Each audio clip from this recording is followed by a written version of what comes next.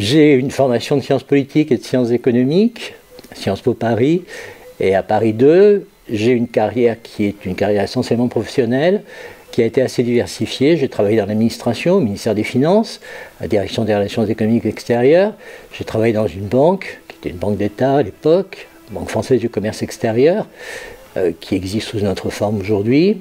J'ai travaillé dans un grand groupe industriel français, qui aujourd'hui s'appelle Thales, où j'étais responsable de l'international, de la communication, de la stratégie et du plan d'un groupe de filiales. Et j'ai ensuite travaillé dans une banque britannique, en France. J'ai commencé comme directeur pour l'international, et j'ai fini comme directeur général pour la France.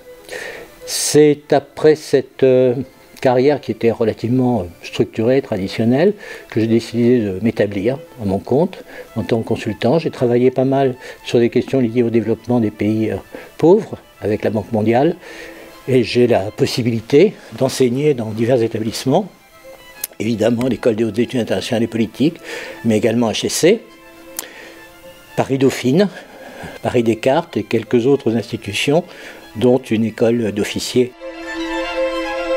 Christine Lagarde, parce qu'elle représente un modèle à la fois intellectuel et international, avec une carrière diversifiée. Elle a su passer d'un métier à l'autre, elle a su imposer sa personnalité dans les lieux où elle a travaillé. C'est une femme qui a beaucoup de caractère, beaucoup d'intelligence, et qui représente sans doute ce que la France peut produire de mieux dans les relations économiques et financières internationales. Je crois que cet enseignement, c'est d'essayer de se donner les moyens de comprendre comment fonctionne la vie économique et la vie financière internationale. Je ne fais pas une différence énorme entre l'économie et la finance. Je pense que ce sont deux choses qui se reflètent l'une l'autre, qui évoluent de manière assez logique, assez mécanique. Mais il y a forcément des questions politiques, des questions diplomatiques, des questions sociales, des questions culturelles qui se mélangent aux problèmes économiques et financiers et qui font que c'est plutôt une science humaine, c'est plutôt une science sociale qu'une science dure. Donc ma position, en tant que praticien plus qu'universitaire, c'est d'essayer de traiter les faits économiques et financiers internationaux à partir de l'expérience, à partir de l'observation, et d'essayer d'en tirer des lois plutôt que d'essayer d'appliquer en permanence une théorie à des faits.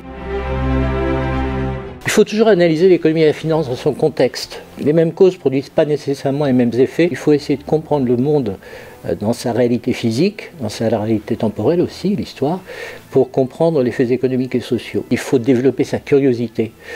Il faut observer les faits, il faut essayer de les faire rentrer dans une histoire un petit peu plus large, comprendre les contradictions qui sont inévitables, il faut essayer de comprendre la cohérence qui existe. Et je crois qu'avec de la curiosité et du travail, on arrive à de très bons résultats et on est bien équipé pour affronter les réalités pendant de longues années. Je crois que le meilleur ouvrage de référence, c'est l'actualité. Tenez-vous au courant. C'est aussi une bonne façon d'entrer dans cette école, c'est de savoir ce qui se passe dans le monde. Essayez d'analyser ce que vous lisez. Donnez-vous le temps de digérer l'information, il y en a beaucoup. Et essayez ensuite de voir comment tout ça s'articule à l'intérieur des cadres, des principes, des méthodes qu'on vous enseigne à HEIP.